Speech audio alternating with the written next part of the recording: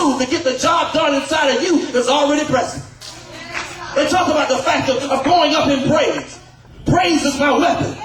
When the devil comes against you and with all manner of evils and you don't know how you're going to make it, just remember you got to praise to get you out of that thing. He's giving you what you need.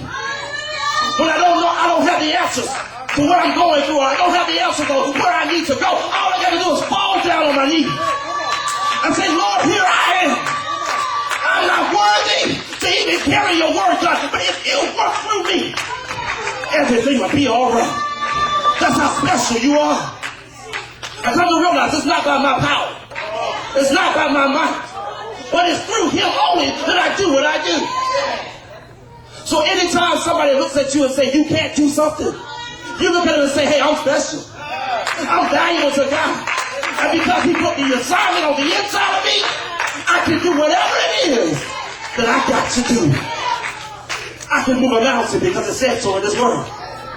By the mere speaking of my words, I can make the mountain move out of my life. I can do all things through Christ who strengthens me. That's how special I am. And I forgot about the notes. I'm just special. I'm just special to God. That when he was sitting up in heaven with his son and with the spirit, he said, you know what? I want to make man, and I want to just not make them any kind of way. I don't want to just make them out of any kind of thing. But I want to make them in our image. That's how special you are. Do you not realize who image you are made in? So when you're walking, and when you're talking, and when you're going day by day, you have to remember, I'm in the image of Christ. So how would God handle this thing? How would God go through this process?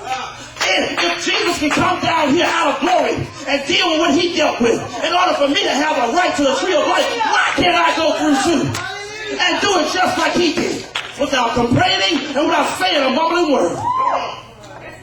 You're special. And don't let anybody else tell you that you're not. So often our children are messed up because there's adults telling them that they're worthless and they're this.